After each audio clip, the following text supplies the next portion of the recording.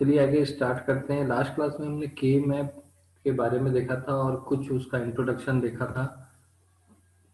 For variable का जो के मैप है और एक एग्जांपल हम देखेंगे। तो इस तरीके से आप देख रहे हैं कि फोर वेरिएबल के मैप में ऐसा 16 बॉक्सेस रहेंगे और ए बी और सी डी ऐसा रिप्रेजेंट करेंगे। ये एरिया जो है ए का है, ये सी का है, ये बी का है और ये डी का है। तो आप देख पा रहे हैं कि इसको हमने लास्ट क्लास में भी देखा था कि ये जो ऐसा एरिया है ये ए का है। ये आठों सेल जो है इसमें ए पॉजिटिव है, इसमें डी पॉजिटिव है, इसमें सी पॉजिटिव है और इसमें बी पॉजिटिव है। तो आप देखेंगे कि एकमात्र सेल ये जो है जहां पर चारों पॉजिटिव है 15, और एकमात्र सेल जहां पर एक भी पॉजिटिव नहीं है वो ये है 0। यानी यहाँ पर वैल्यू होगी 0 0 0 0 और यहाँ पर जो वैल्यू होगी वो होगी 1 1 और 1 1। क्लियर है? तो इस तरीके से एक ग्राफिकली रिप्रेजेंट कर सकते हैं हम किसी लॉजिकल सर्किट को जो फोर वेरिएबल का होगा, यानी 4 इनपुट होंगे और ये आपका हेक्स एडिटर जो होता है या सॉरी हेक्साडेसिमल के जो कोड होते हैं वो 4 डिजिट में होते हैं। तो इस तरीके का हेक्स वाला जो कोड है वो फोर वेरिएबल के मैप से आसानी से रिप्रेजेंट किया जा सकता है।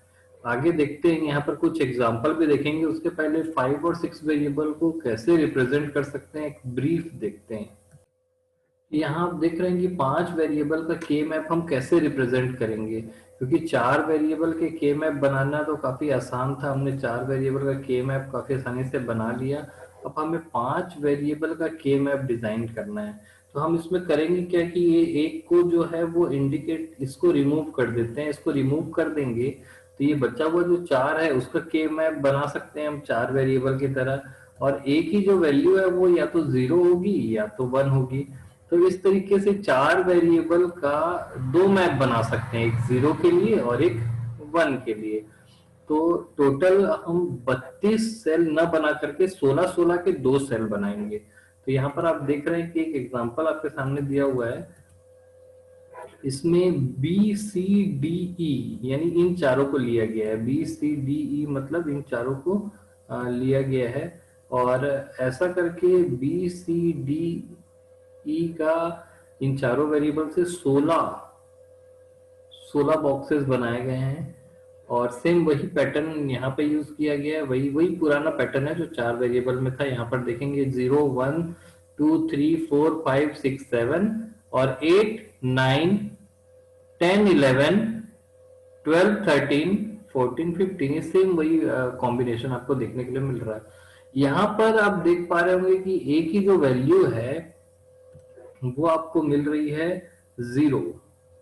सेम यही 16 पैटर्न जो आपको a इक्वल टू 1 के लिए मिलेंगे, यानी 16 16 32, यानी 32 बॉक्स ना बना करके हम यहाँ पर 16 16 के 2 बॉक्स बना रहे हैं। ये बिल्कुल 2D एरे की तरह है। अगर मैं 2D एरे को रिप्रेजेंट करने के लिए ऐसा कुछ बनाऊं कि 2D एरे को हम सॉरी 3D एरे की तरह है।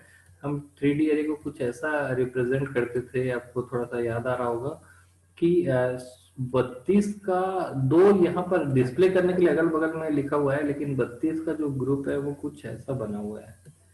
2 स्लाइसेस के फॉर्म में आपको दिखाई देंगे। तो जो ये पीछे की जो स्लाइस है वो हमको दिखेगी नहीं।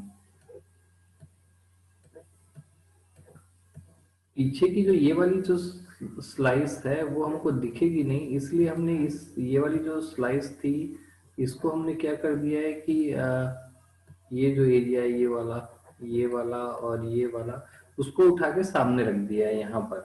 तो ऐसे 2 स्लाइस बन गई है। तो इस तरीके से हम देख पा रहे हैं कि 5 वेरिएबल के मैप के लिए ये वैल्यू होगी। और यहाँ पर अब 15 के बाद, ये 15 एंडिंग था तो यहाँ पर 16 17 अब देख पा रहे हैं 16 17 18 19, सीक्वेंस वही है 16 17 18 19 20 21 22 23 24 25 26 27 28 29 30 31, टोटल 32 बॉक्स आपको यहाँ पर मिल रहे हैं। ये था 5 वेरिएबल का के मैप। अब बात करेंगे 6 वेरिएबल के मैप की। तो वो किस तरीके से लॉजिकली रिप्रेजेंट किया जाएगा एक ब्रीफ उसका भी देख लेते हैं। तो यहाँ स्क्रीन पर आप 6 वेरिएबल का के मैप का स्ट्रक्चर देख रहे हैं। निश्चित सी बात है, 4 वेरिएबल में हमने 16 बॉक्सेस बनाए थे, तो 16 के जो 2 पेयर बनाए थे हमने, वो 5 वेरिएबल को दिखा रहा था। अब यहाँ पर 6 वेरिएबल है हमारे पास। 6 वेरिएबल के मैप बनाने के लिए फिर यहाँ पर 64 बॉक्सेस दिखाने पड़ेंगे। तो आप यहाँ पर देख पा रहे हैं कि 64 बॉक्सेस 4-4 के कॉम्बिनेशन में आपको दिखाए जा रहे हैं। यहाँ पर ए की वैल्यू 0 है और बी की वैल्यू 0 है। यहाँ पर ए की वैल्यू 1 है और बी की वैल्यू 1 है। तो इस तरीके से 4 कॉम्बिनेशन बने हैं। ये सेम उसी तरीके से है। तो इस बॉक्स में बात करूं मैं, तो यहाँ पर ए की वैल्यू जो है वो 0 है और बी की वैल्यू भी 0 है। और इस बॉक्स की बात करूं मैं, ये वाले बॉक्स में, तो ए की वैल्यू है 1, ये वाला 1, और बी की वैल्यू है 0। इस बॉक्स की बात करूं तो ए की वैल्यू है 0 और बी की वैल्यू है 1। इस बॉक्स की बात करें तो ए की वैल्यू है 1 और बी की वैल्यू है 1। तो इस तरीके से 16 के 4 कॉम्बिनेशन बनाए और 64 बॉक्स के द्वारा हम 6 वेरिएबल के कॉम्बिनेशन को यहाँ पर दिखा रहे हैं। तो यहाँ पर ये जो वैल्यू है, ये तो सेम 0 1 2 3 4 5 6 7 सेम वैसा ही चल रहा है। ये 16 से लेके 31 तक चला और सेम वैसे ही यहाँ पर 32 से लेके आगे 63 तक चला है। आप देख पा रहे हैं सेम सीक्वेंस में। अब यहाँ भी आप ऐसा कर सकते हैं कि यहाँ पर मैंने ए और बी को हटाया, शुरू के 2 को हटाया और लास्ट के इसको लिया। तो हमेशा याद रखिए कि शुरू से जब आप हटाएंगे, एमएसबी से हटाएंगे, तो आपका जो सीक्वेंस है एकदम स्मूथली चलेगा, 0 1 2 3 4 ऐसे चलेगा। लेकिन लास्ट के ये दोनों को हटाते हैं, अगर आप यहाँ पर ए बी सी डी लेते हैं और इसको हटाते हैं, यहाँ पर रहता है ए बी सी डी और इन दोनों को हटा देते, तो यहाँ पर ई ए की जगह पे रहता है ई और उसकी जगह पे रहता है एफ। तो इसका सीक्वेंस चेंज हो जाता है और 4-4 का गैप होता है यहाँ पर। 0 के बाद आपको यहाँ पर 3 मिलता, 3 के बाद फिर 4 का गैप होता है। ऐसा 4-4 का गैप देखने के लिए आपको मिलता है, क्योंकि फ्लो जो होता है वो कुछ इस तरीके से ऐसा बढ़ने लगता, 4-4 की गैप मिलता, क्योंकि इसके पीछे 4 स्लाइसेस आ जाती, ये 1 2 3 4। क्लियर? चलिए आगे देखते हैं एक एग्जांपल से कि कैसे के मैप में के द्वारा किसी चीज को रिड्यूस किया जाता है। एक टेक्निकल एग्जांपल देखेंगे, लेकिन उसके पहले एक कंडीशन देखते हैं, डोंट केयर कंडीशन, जो कि के मैप का बहुत इंपॉर्टेंट फीचर है। तो डोंट केयर कंडीशन क्या होती है, इसे भी देख लेते हैं। आइए देखते हैं कि डोंट केयर कंडीशन क्या होती है। कभी कभी हमें कुछ ऐसे एग्जांपल्स मिलते हैं या कुछ ऐसी कंडीशन मिलती है जहां पर या तो 0 आए या तो 1 आए, कोई फर्क नहीं पड़ता है। तो ऐसे कुछ आउटपुट होते हैं जिसमें 0 और 1 से कोई फर्क नहीं पड़ता। ऐसी कंडीशन को हम डोंट केयर कंडीशन कहते हैं। मतलब वहां पर कोई भी वैल्यू आए, 0 आए चाहे 1 आए, हमारे आउटपुट में कोई मेजर चेंजेस नहीं आएंगे। आउटपुट का जो मीनिंग है वो चेंज नहीं होता है। इसको बहुत ही सिंपल से एग्जांपल से मैं आपको दिखाना चाहूंगा कि डोंट केयर कंडीशन को हम कैसे डिफाइन कर सकते हैं। आपके सामने यहाँ पर 7 सेगमेंट डिस्प्ले, जो 7 सेगमेंट डिस्प्ले होता है, जो लगभग आपको हर डिजिटल इक्विपमेंट में दिखने के लिए मिल जाएगा। जैसे फ्यूल टैंक में आपका इंडिकेटर जो होता है, आपके गाड़ी पे जो इंडिकेटर होता है कितने मीटर किलोमीटर चलिए गाड़ी, आपके कैलकुलेटर पे जो इंडिकेटर होता है, इसको 7 सेगमेंट डिस्प्ले बोलते हैं। 7 सेगमेंट डिस्प्ले का मतलब होता है कि आप देखेंगे कि इसमें 7 अलग अलग बल्ब या एलईडी या सॉरी एलसीडी लिक्विड को इनेबल डिसेबल किया जाता है।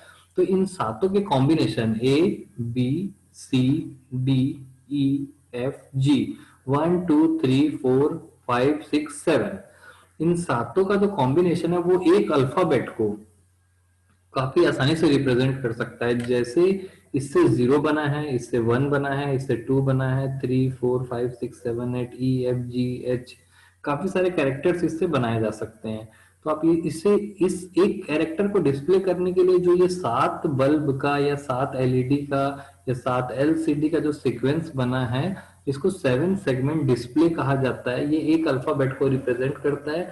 इसमें 7 में से कुछ ऑन और कुछ ऑफ किए जाते हैं। जैसे 0 बनाने के लिए जी वाला जो है वो ऑफ किया गया है, जी को ऑफ कर दें और बाकी सबको ऑन कर दें तो 0 बनता है। सिर्फ बी और सी को ऑन कर दें तो 1 बनता है, बाकी सबको 0 कर दे तो आप यहाँ पर देख पा रहे होंगे कि डोंट केयर कंडीशन क्या है। ये वाली जो कंडीशन दिख रही है आपको, ये और ये, इसको हम डोंट केयर कंडीशन बोलते हैं। क्योंकि अगर यहाँ पर ऐसा यहाँ पर ऐसा इसको ऑन कर दें, यानी कि ऐसी लाइन आ जाए या फिर लाइन ना आए, दोनों का मीनिंग 9 है।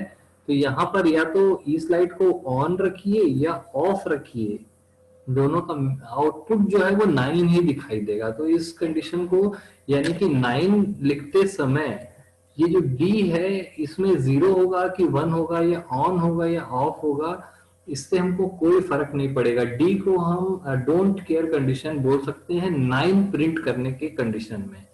यानी जब 9 प्रिंट किया जा रहा होता है तो डी का कुछ भी वैल्यू आए हमको कोई फर्क नहीं पड़ेगा। सेम वैसे ही यहाँ पर आप देख सकते हैं 7 प्रिंट करते समय एफ जो है वो डोंट केयर कंडीशन में है। तो मेरे ख्याल से डोंट केयर कंडीशन आपको समझ में आ गई होगी। डोंट केयर कंडीशन कभी कभी आपको इस तरीके से मिल सकती है किसी इनपुट आउटपुट को प्रदर्शित करने के लिए, और उसको स्पेशली डिफाइन किया जा सकता है।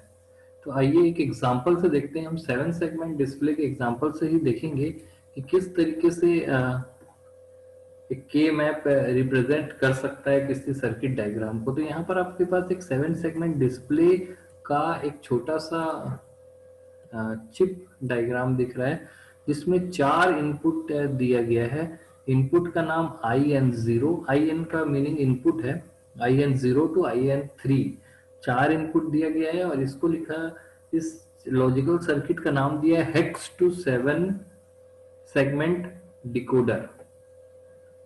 तो हेक्स टू 7 सेगमेंट डिकोडर का मतलब होता है कि जब कीबोर्ड में मान लीजिए 2 लिखा गया, कीबोर्ड में बटन दबाया गया 2, तो इस कीबोर्ड में जो 2 का कोड होता है 1 0, और इसकी 4 डिजिट होगी 0 0। तो जब ये 0 0 1 0, यानी कि इसमें पहले वाले में आएगा 0, दूसरे वाले में आएगा 0, और इसमें आएगा 1, और इसमें आएगा 0। जब ऐसा इनपुट आएगा तो यहाँ पर जो आउटपुट आएगा वो क्या निकलना चाहिए, क्योंकि 2 के लिए हमको चाहिए ए बी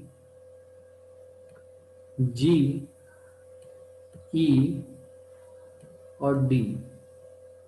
तो जो आउटपुट है वो 7 है, तो यहां पर हमको मिलेगा ए में 1, बी में 1, सी में 0, डी में 0, सॉरी डी में 1, एफ में 0, सॉरी ये ई है, ई में 1, एफ में 0 और जी में 1।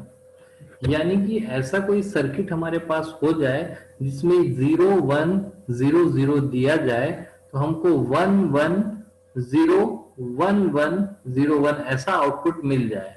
तो ऐसे सर्किट को हम हेक्स टू 7 सेगमेंट डिकोडर कहते हैं, क्योंकि यहाँ पर हम इसको कीबोर्ड से जोड़ देंगे।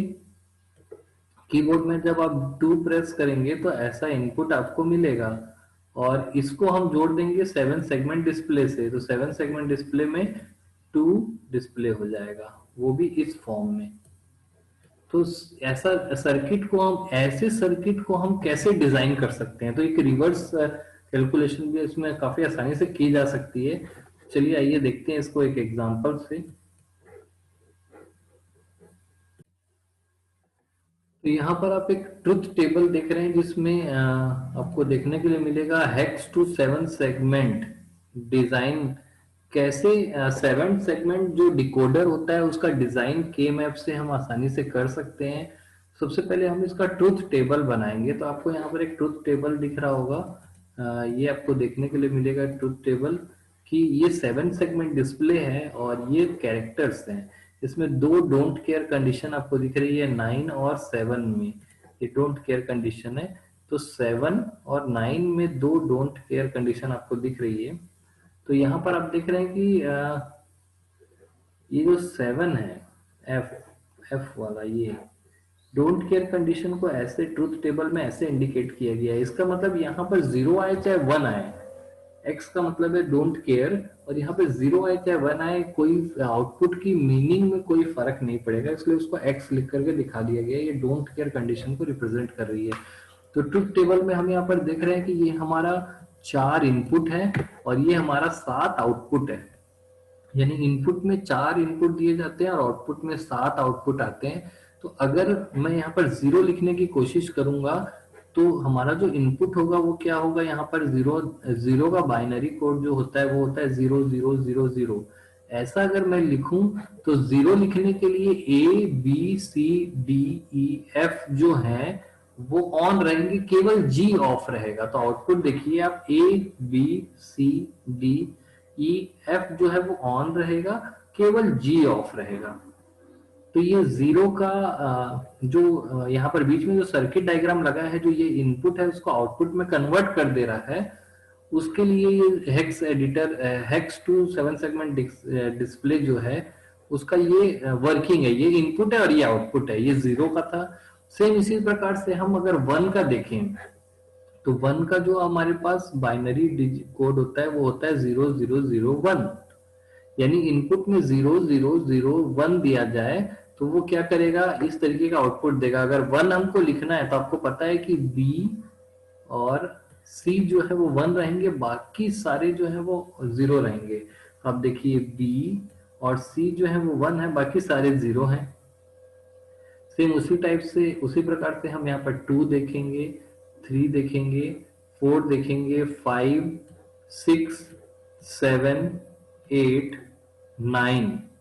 अब 9 में आप देख पा रहे हैं कि एक डोंट केयर कंडीशन है डी में। ये देखिए डी में डोंट केयर कंडीशन है, यानी यहाँ पे 1 आया था 0 आया, हमको कोई फर्क नहीं पड़ेगा।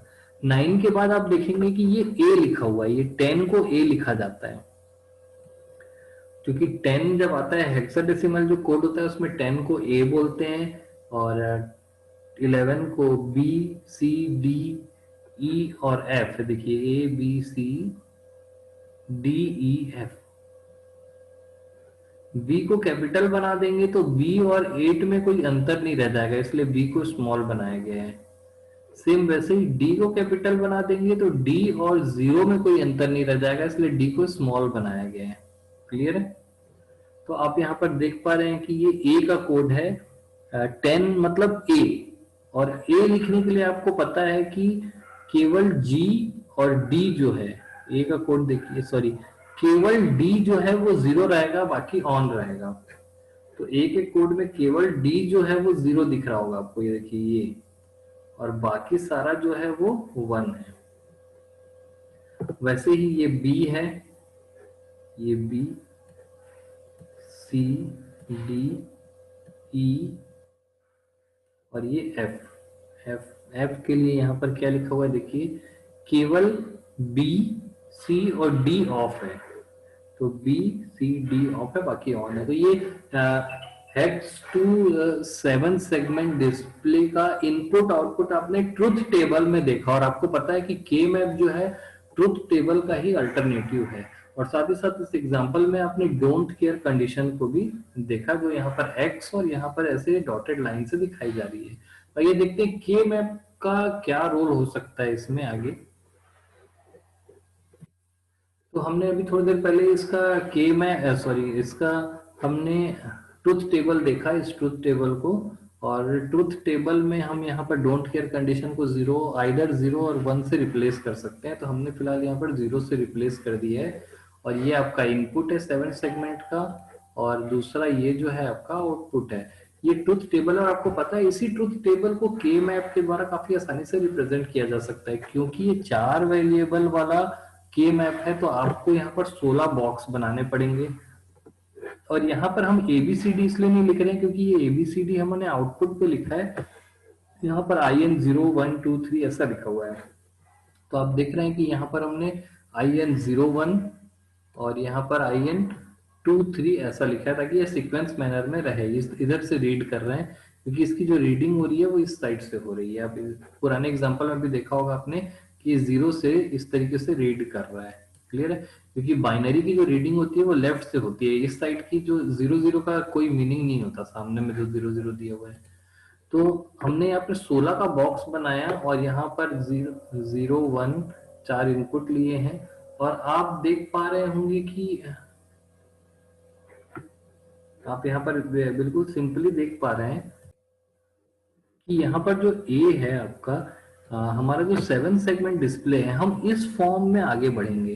क्लियर है? तो के मैप का ये जो हिस्सा है, ये पहला जो के मैप दिख रहा है 16 डिजिट वाला या 16 बॉक्स वाला, वो स्पेशली ए के लिए डिजाइन किया गया है। यानी कि ए जो सेगमेंट था, आप यहाँ पर सेगमेंट देख पा रहे होंगे, ए 7 सेगमेंट का एक पार्ट ए। अब 7 सेगमेंट का ये वाला जो पार्ट है, यानी कि ये वाला जो बल्ब है, यानी कि ये वाला जो एलईडी है या ये वाला जो एलसीडी है, ये पार्ट इसके लिए या ये इसके लिए। क्लियर है? इसके लिए हमने के मैप बनाया है और आपको पता है कि इसमें 16 बॉक्सेस आपको मिलेंगे। यहां से 7 आउटपुट आएंगे और उसमें से एक केबल निकल के आएगी यहाँ पर, जो इसको ऑन या ऑफ करेगी। तो अब आप इसमें 16 चीजों को डिस्प्ले करा सकते हैं। तो ए की वैल्यू कब कब ऑन रहेगी? 0 में ऑन रहेगी, 2 में ऑन रहेगी, 3 में ऑन रहेगी, 5 में ऑन रहेगी, 6 में ऑन रहेगी, 7 में ऑन रहेगी, 8 में ऑन रहेगी, 9 ए में ऑन रहेगी, सी में ऑन रहेगी, ई में ऑन रहेगी और एफ में ऑन रहेगी।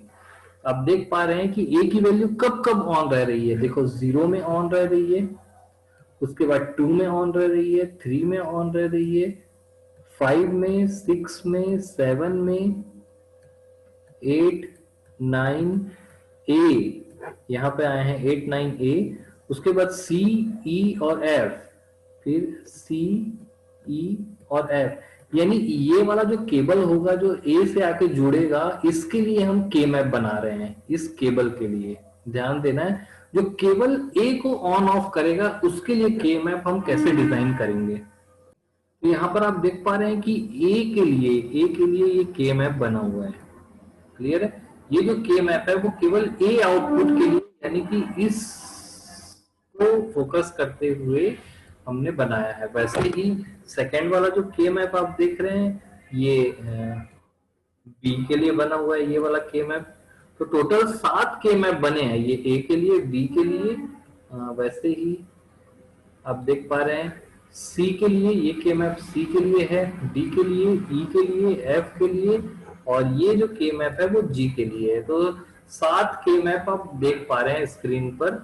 और सातों के मैप से यहाँ पर डिजाइन कैसे की गई है देखते हैं हम। यहाँ पर पहला जो के मैप है, यहाँ पर 1 1 कब लिखा गया है? देखिए ए में 0 में 1 है, ये 0 है। आप यहाँ पर देख सकते हैं कि ये 0, ये 1, ये 2, ये 3, ऐसा पूरा बना हुआ है 16 तक। तो 0 में यहाँ पर 1 है ए की वैल्यू, फिर 1 में 0 है, ये 1 में 0 है, फिर यहाँ पर है 0 0, ऐसे बढ़ते जाइए 0 0, फिर 0 1 0 1 1 1 1 1 1 1 1 1 1 1, फिर 0 1। उनको 0 मतलब ये जो 0 1 का ट्रूथ टेबल है उसको के मैप में ऐसे रिप्रेजेंट कर दिया गया है। कहाँ 0 रखना है, कहाँ 1 रखना है, आपको समझ में आ गया। अब इस सर्किट को डिजाइन करने के लिए के मैप को सॉल्व करते हैं। इनकी पेयरिंग की हमने 2 4 6 या 2 4 8 या 1 की पेयरिंग हम कर रहे हैं। यहाँ पर पेयरिंग करने के बाद उनमें जो कॉमन टर्म्स हैं, कॉमन मिन टर्म्स हैं, वो हमने निकाला। इसकी पेयरिंग ये जो चारों कोने पर है, ये ब्लैक ब्लैक जो दिख रहा है, उनका एक पेयर बना इन चारों का। वैसे ही ये रेड वाले का एक पेयर बना, ये ब्लू वाले का एक पेयर बना, ये 2 का एक पेयर बना, येलो का एक पेयर बना, इस ग्रीन वाले का 4 का पेयर बना। और इनमें से जब कॉमन निकाला गया तो 1 2 3 4 5 6 7 टर्म्स यहाँ पर निकल के आए हैं। आपके पास 6 टर्म्स, ये देखिए इनपुट को ऐसा कर दिया गया। तो ए का जो सर्किट डायग्राम होगा, जो इन चारों इनपुट से ए तक पहुंचेगा, वो इस सर्किट डायग्राम को फॉलो करेगा। जिसमें IN का बार, IN2 0 का बार, IN3 का बार, ऐसे ही हमने बी के लिए भी यहाँ पर डिजाइन किया, बी को भी यहाँ पर बना लिया है। फिर सेम आप देख पा रहे होंगे कि आपके पास यहाँ पर सी के लिए भी, ये सी क्या है, डी, ई, एफ और जी, तो सातों को हमने बुलियन एक्सप्रेशन में कन्वर्ट कर लिया है और ये रिड्यूस करने के बाद का है। अब हम इसको के मैप का यूज करके इनका सर्किट डायग्राम बना सकते हैं। तो काफी आसानी से हम सर्किट डायग्राम बनाएंगे और वो भी आप यहाँ पर देख सकते हैं कि सर्किट डायग्राम हम कितने आसानी से यहाँ पे क्रिएट कर सकते हैं। तो इसको ड्रॉ करने के लिए सबसे पहले हमको क्या करना है, कुछ स्टेप्स दिए हुए हैं और आपको पता है कि सिंपल आप इजीली ड्रॉ कर सकते हैं, इसको देख सकते हैं ऑप्टिमाइज किया हुआ है। तो यहाँ पर हमने सबसे पहले इनपुट ले लिया है। यहाँ पर इनपुट को हम इस तरीके से नीचे से देखते हैं और एक सेकंड के लिए मैं इसको थोड़ा सा,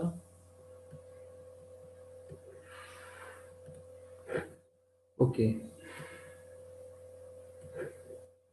इनपुट आप यहाँ पर देख पा रहे हैं कि हम नीचे से देखेंगे। तो यहाँ पर हमने 0 1 2 3 0 1 2 3 0 1 2 3 ऐसे कई सारे कॉम्बिनेशंस, ऐसे ऐसे कॉम्बिनेशंस क्रिएट किए जिनकी हमको जरूरत है।